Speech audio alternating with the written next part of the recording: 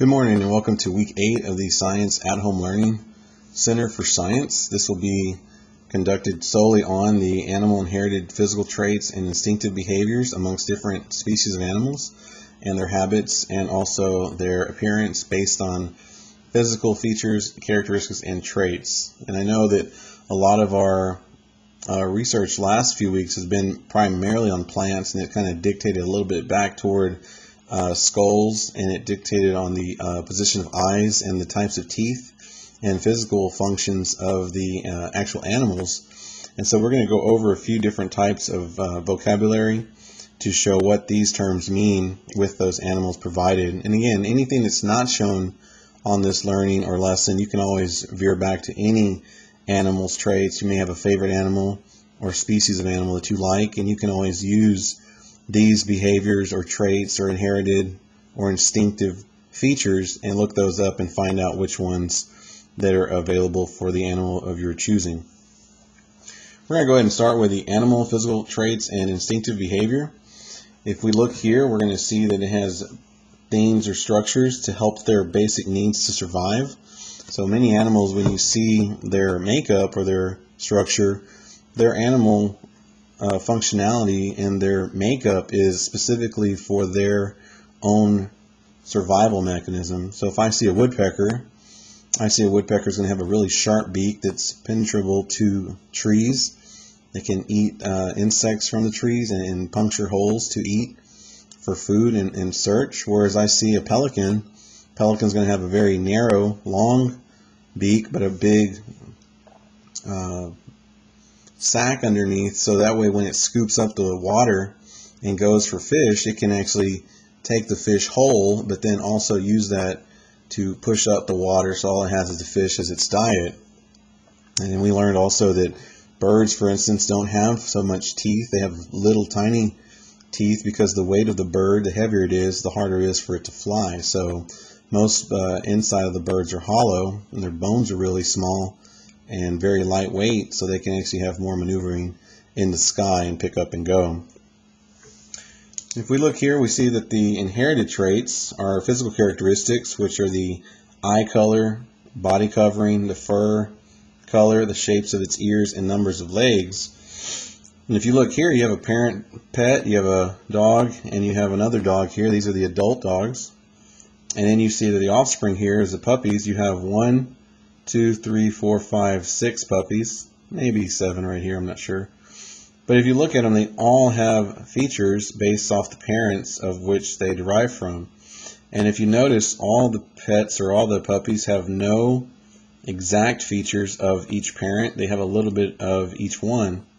So if you see this pet here, this one has one all white, but also the other adult is black, so there might be some black underlining somewhere, maybe not.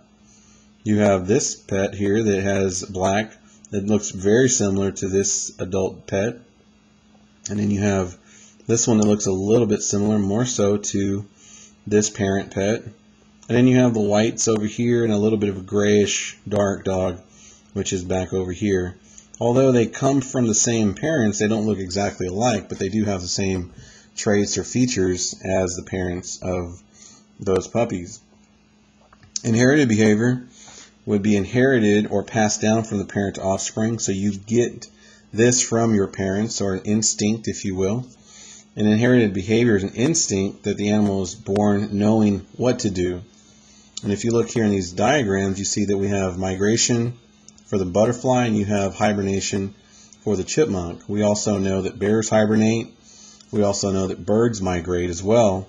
And another instinct that we could probably look at is birds also instinctively know how to build nests. And if you look at a lot of things, even like beavers, they know how to build dams in the water, and they know how to do a lot of things on their own just by the nature of being that particular animal. If we look at our learned behavior section at the bottom, you see that learned is something that's taught. And so if we're teaching something to another animal, or as we teach other animals or species, or if we teach our own children or other people or students, as a learned behavior. It's something that they're not born with. They pick it up and learn. Speech and communication for us, for instance, as a species, is a great way of learned communication. or learned behavior. Different types of language we learn, that's also a learned behavior. But to give you some examples here of a rabbit learning to drink from a water bottle attached to its cage. Some of y'all may have hamsters or gerbils, and they also do the same thing. A wolf pack teaching their cubs to hunt effectively, or even having a child learning to read. So you don't automatically know how to read. You're not born with that skill, but we're taught to learn how to read. So it's not something that we all just know what to do once we come out of the womb. If you look on this page, you can see that there's a chant to remember the inherited traits and learned behaviors. And if you say it with it, you can read these out. And these chants actually do help some kids. They do help you to remember what it is that you're trying to learn. They've done really good ways on I believe the water cycle and the seasons was one. That was a really good one. This one is a little bit longer, but it's definitely still serves the same purpose. If you have the definitions that you'd like to have, here's a good QR code. And again, if you're on the packet online, I believe you just click on the code and it takes you to the link. Some animal examples again of learned and inherited traits and behaviors. The raccoon here, and then you have a prairie dog video and a second prairie dog video that will help you and allow you to understand more about these topics that we were discussing.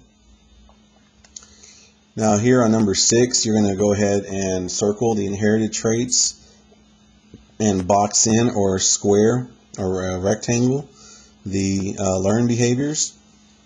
So you're just going to read off basically which one is which, and you're going to then look back on our notes and look at, for instance, at the top left corner it says blue eyes, and it says blue eyes would be, if I come back to my notes, blue eyes would be under the inherited. So it says circle the inherited traits. So I would circle this particular one. Dog catching a frisbee. And if I look at my notes here, would be probably under learned behavior. And it says something that the animal is taught to do. So this one would be a boxed behavior. And so we're going to box this in. And you just go through the other ones on your own and just look at your notes that we've taken on the first page. And you're going to then just finish out the rest of it. Here again on this page you have some linguistic accommodations. You have a spinner here that we'll go over. I believe you have it here. And you can use this spinner and all of these different shapes of tails. You just put a little paper clip in the middle and you just spin it, and once it lands on, you draw that part here.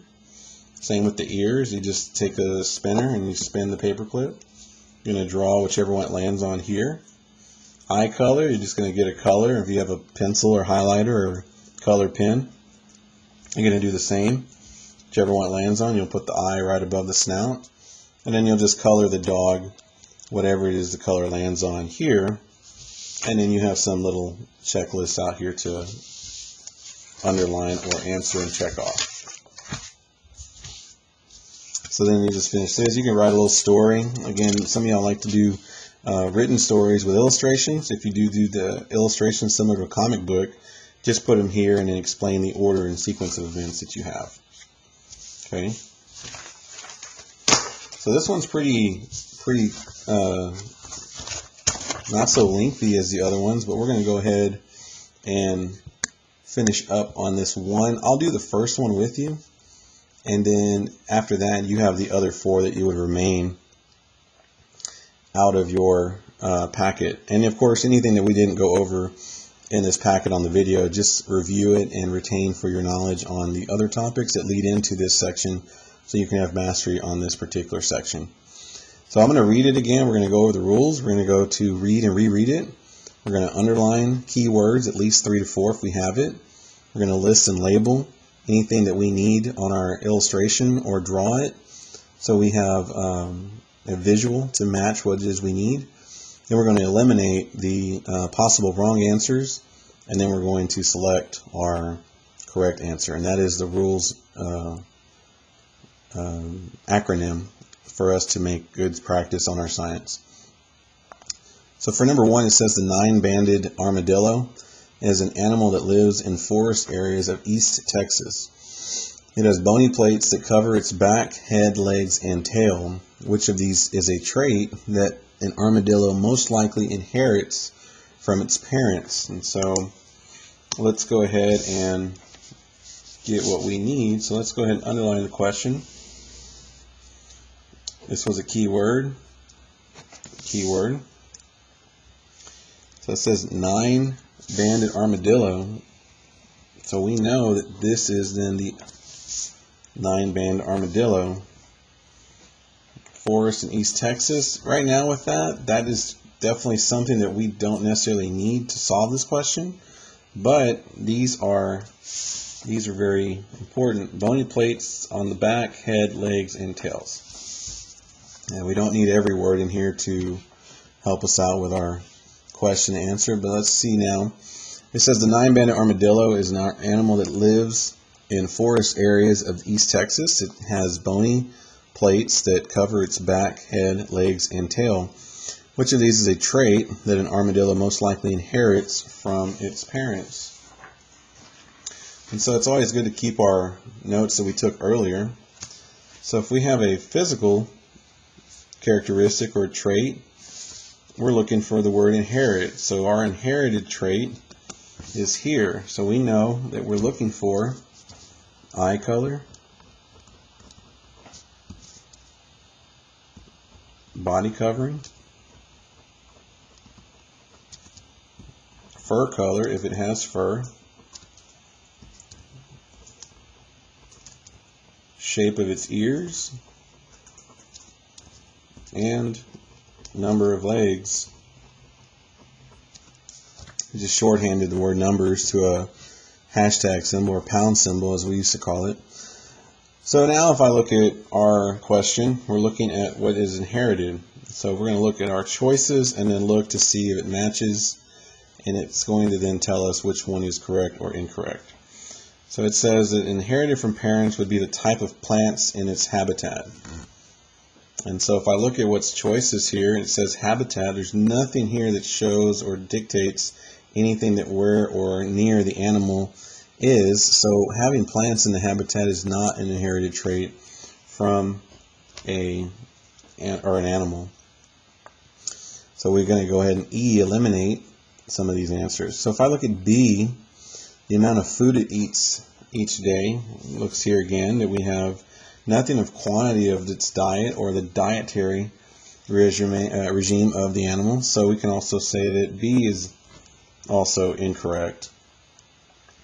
So if I'm left with two more choices, and I've got one more that actually is correct and one of them is incorrect, I'm going to look at the color of the bony plates and the distance it walks to find food. So the key word here would be then color, and the key word here would be distance. So one of these is correct, while one of these is incorrect. And so if I'm looking for matching, I'm going to look for color, and I see color twice. So color would probably be our best choice, and it says the distance it walks to find food. And it mentions nothing about speed or duration of time or length of its walk to find a meal. So therefore D is incorrect, where C is our best answer. Guys, again, just use your rules as you do. Y'all been doing really good work as you've submitted for the last few weeks. Any questions or concerns when we Zoom or email or text, please feel free to reach out. You can call me by the number I have listed in your parents' phone, or if not, just email me from the school's email and we can definitely contact it. Or again, if we Zoom, just ask some questions through there. I know that sometimes we don't always ask the questions in front of our peers, but definitely just message me or somehow get in contact so we can go ahead and make sure that what you're doing is correct work. We've only got 2 more weeks of school left. The last week of school is going to be just basically wrapping it up. So next week I'll probably send 2 videos at once. That way you can already have them done, have them ready, and then you'll be able to get ready for your summer break and extend it for the next 3 weeks of school. So anything you need or not, feel free to contact me. Have a great day and great week, and we'll look and talk to you later.